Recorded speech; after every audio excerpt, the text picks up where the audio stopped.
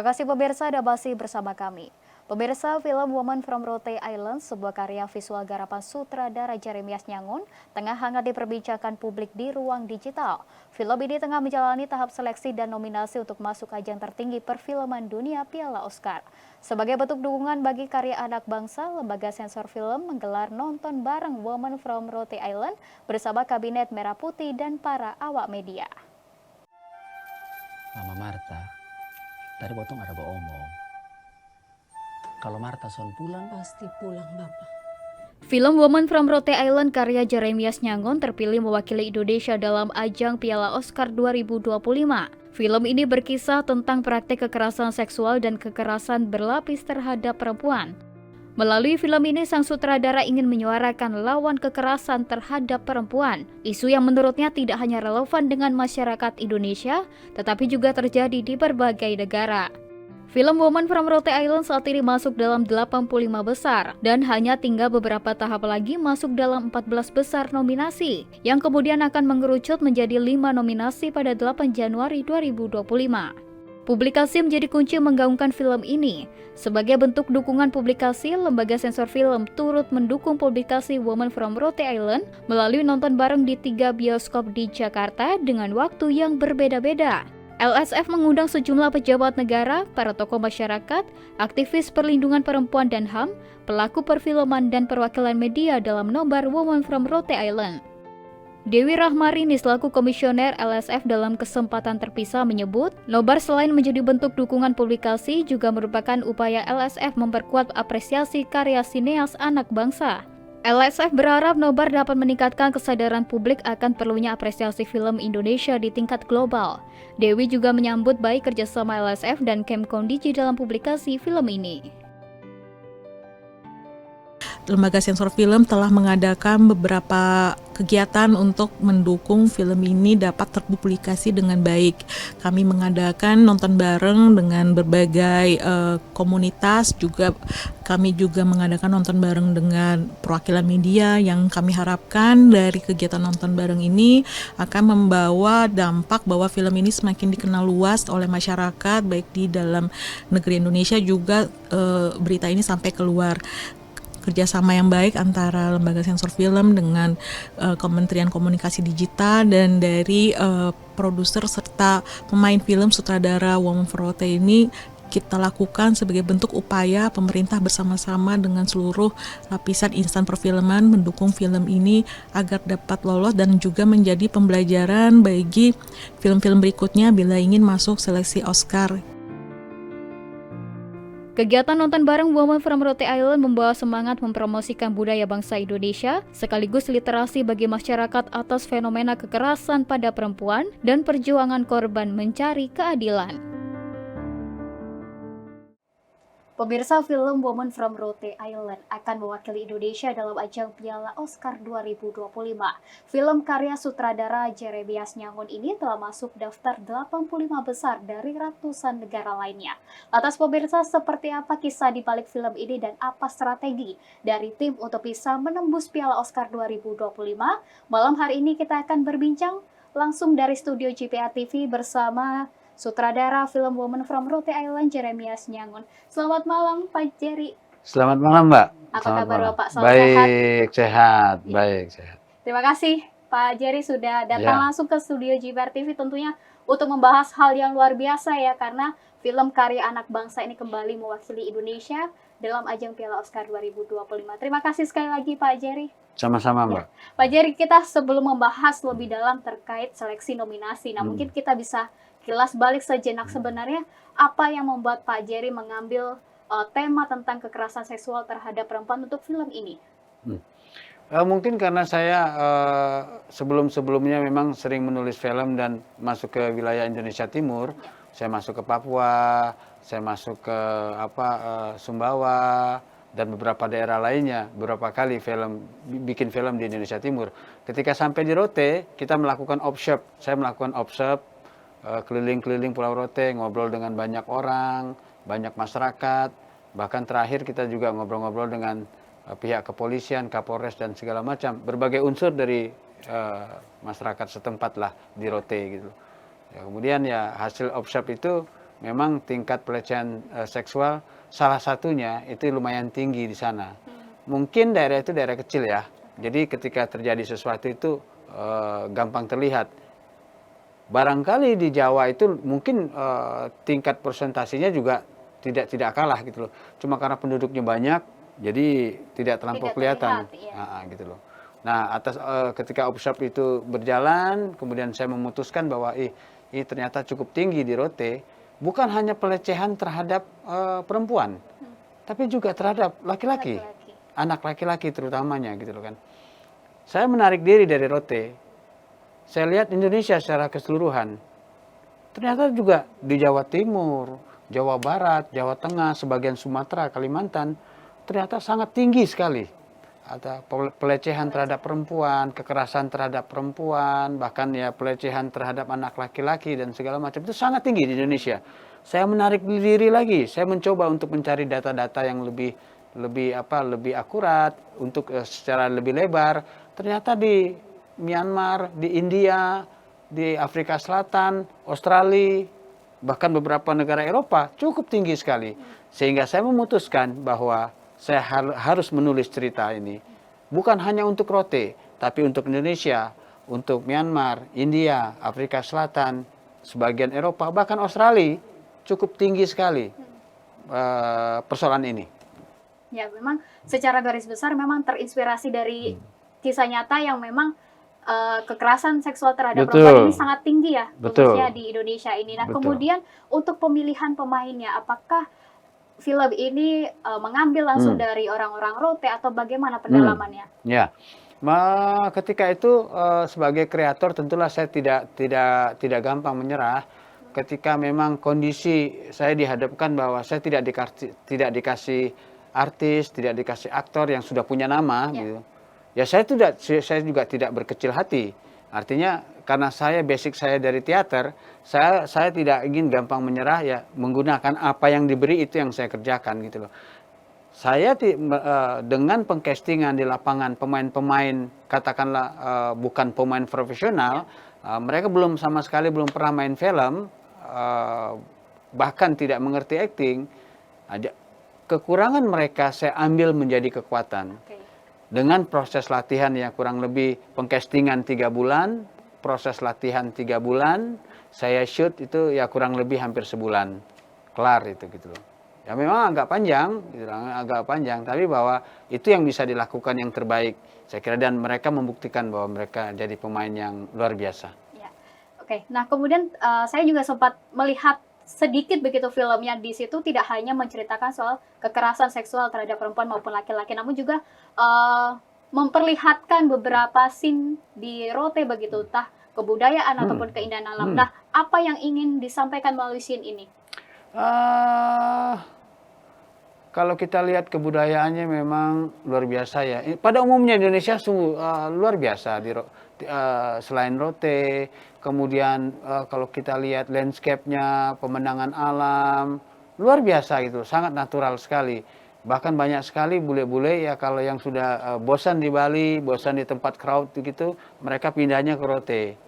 Terutama Rote bagian barat. Ya. Kalau Rote yang kita pakai syuting itu memang Rote bagian tengah, karena saya pengen menghindar dari agar moodnya itu terkesan saya tidak mau, yang saya kejar adalah naturalnya gitu loh. Saya tidak mau ada sedikit tersentuh oleh pariwisata dan segala macam itu gitu loh. Tapi di bagian Rote Barat itu banyak sekali orang-orang luar negeri, bahkan orang-orang Indonesia yang investasi di sana, yang buka bungalow, punya villa dan segala macam itu cukup banyak. Jadi pariwisata sesungguhnya sudah cukup berkembang. Secara alam Rote itu sangat luar biasa bagi saya karena natural gitu kan ya. Dan memang faktanya begitu. Tetapi ada persoalan di balik itu yang saya lihat. Sama lah Indonesia, kaya, indah, segala macam, tapi banyak persoalan. Nah, gitu. Nah, itu yang saya lihat dan kemudian saya angkat di dalam film. Gitu. Kemudian dari data yang kami dapatkan, Kak Jerry ini sebagai sutradara ini menjadi karya debut pertama ya, film ini menjadi sutradara begitu. Nah, sejauh ini tantangan yang dihadapi karena ini kan karya pertama sebagai sutradara, seperti apa? Tentulah karena saya didukung oleh para kru yang hebat-hebat, katakanlah aktor aktris yang walaupun mereka berasal dari lokal, mereka mempersembahkan hidup mereka untuk paling tidak hampir setahun bersama-sama kami untuk membuat film ini. Mereka menyerahkan jiwa raga mereka kemudian untuk berkesenian, terutama membuat film. Itu membuat saya walaupun sebagai direktur pertama, ya saya menjalankannya dengan baik aja dan menjalankannya dengan happy, walaupun penuh dengan tekanan dan persoalan, terutama tekanan-tekanan mental. Karena apapun ceritanya, Anda sebagai sutradara pertama kali, itu pasti kalau tidak kuat mental ya bisa drop dan mungkin mempengaruhi itu. Tapi syukurnya karena sekali lagi, karena kru, pemain, produser mendukung kita, membuat semangat kita menjadi besar. Gitu. Ya, adanya dukungan begitu ada ya dukungan. dari kru maupun pemain juga Semua menjadi semangat. Bahkan sampai masyarakat setempat, masyarakat itu sangat membantu gitu loh. Bukan sekedar cerita bohong atau sekedar lip service, bahwa masyarakat setempat itu ketika kami kehabisan amunisi, kehabisan apa, mereka datang sampai mereka nyumbangin ayam sekian puluh ekor untuk kru. Kita kehabisan beras sampai segitunya, mereka tidak sungkan bawa beras ke tempat base camp kami, gitu ya? Tempat base camp kami. Iya. Oke, kemudian berbicara mengenai Piala Oscar 2025 begitu. Nah, film ini menjadi salah satu yang ikut diajukan begitu dalam Piala Oscar 2025. Nah, sejauh ini tahapan kemudian persyaratannya seperti apa? Yang mengurus tentang persyaratannya, waktu itu Dewan Komite Film menelpon saya, Mas Garin telepon, kita ngobrol sedikit bahwa memang ada kurang lebih 20 persyaratan. Kalau menyinggung persoalan persyaratan, ada 20 persyaratan yang harus kami komplitkan untuk mensubmit ke Oscar. Dan saya tidak tahu apa itu karena produser saya yang mengerjakan itu gitu loh. Ya, kemudian persyaratan itu sudah disiapkan. Mereka mungkin Komite Film Nasional mensubmit film ini ke Oscar gitu. Dengan kemudian pihak produser menyerahkan apa-apa saja yang harus dikirim ke panitia Oscar. Kemudian sebulan kemudian kami mendapat kabar dari, saya tidak tahu persis angkanya, dari ratusan negara, katanya seperti itu. Kemudian dikurasi menjadi sekarang posisinya 85 negara. Kita masuk dalam 85 negara itu sekarang ini. Oke. Nah, kemudian target besar yang ingin dicapai, apakah masuk nominasi atau memang ya sudah terima apa adanya begitu istilahnya? Nah ini bagian penting nih. Ini bagian penting dari obrolan kita, saya rasa gitu ya. Kalau yang tadi itu mungkin pernik dan semua orang mengalami itu gitu ya. Karena kalau bahwa harapan, semua orang boleh berharap, dan kami ya betapa senangnya kalau film ini bisa melangkah lebih jauh. Senang, sangat manusiawi gitu. Tapi lebih daripada itu, yang membuat kami penasaran, kami ingin film kami ini, yang terutama Woman ini, untuk diurus secara sebaik mungkin oleh semua pihak, termasuk pemerintah maupun publisher yang ada di sana. Persoalannya adalah, banyak masukan-masukan ke saya dan ke teman-teman yang lain, film yang kemudian lolos selection official ke Oscar itu ketika tidak melakukan campaign, terutama di Amerika, mempengaruhi publik Amerika, mempengaruhi juri-juri atau pikiran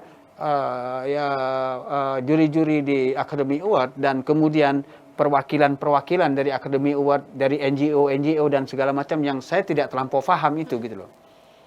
Nah, kalau kita tidak melakukan kampanye yang seperti saya katakan tadi, bahwa kita tidak akan beranjak. Saya mendorong teman-teman, kami mendorong diri kami sendiri juga, mendorong teman-teman menggalang berbagai bantuan dari semua unsur-unsur terkait, bahkan masyarakat Indonesia, untuk memberi dorongan ini juga terhadap pemerintah. Yang sudah mereka buktikan dengan nomor-nomor dan segala macam, termasuk wawancara, bagian dari itu gitu loh. Yang lebih penting adalah agar kita semua, masyarakat Indonesia, bangsa ini tahu rules-nya, terutama insan-insan perfilman ya, yang bergerak di dalam, katakanlah memang pekerjaannya dia berprofesi sebagai seorang pekerja film gitu. kita harus tahu rules-nya Oscar. Ya. Kalau kita tidak melakukan itu, sepanjang tahun kita hanya mendengar bahwa ya film Korea menang di Oscar, film India menang di Oscar, film Cina menang di Oscar, tanpa kita tidak pernah tahu Di baliknya seperti iya, apa? rules-nya Ya. seperti apa. Bahwa kita lolos selection official ini kita harus ngapain. Ya. Yang saya dengar, kita harus punya publicist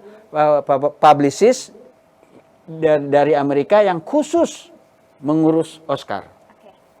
Publicist itu harus disewa. Bahasa yang lebih tepat bukan. Harus diajak kerjasama dengan nilai kontrak yang ya mungkin kalau ukuran uang luar kecil ya. Kalau ukuran Indonesia mungkin agak besar gitu. Itu hitungannya ya miliaran gitu kan. Ya untuk mengurus kita gitu loh. Dari bahwa di sana kita harus punya publicist. Yang saya dengar begitu, kita harus screening minimal di 4 titik.